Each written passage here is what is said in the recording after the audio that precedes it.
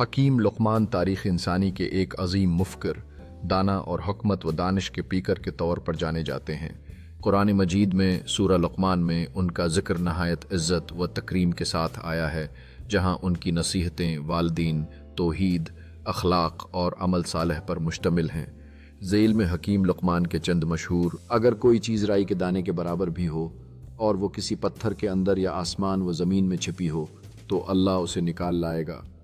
سورہ لقمان آیت 16۔ نصیحت: اللہ کی قدرت کامل ہے اور ہر عمل اس کے علم میں ہے۔ بیٹا، نماز قائم کر، نیکی کا حکم دے، برائی سے روک، اور جو مصیبت تجھے پہنچے اس پر صبر کر، بے شک یہ ہمت کے کاموں میں سے ہے۔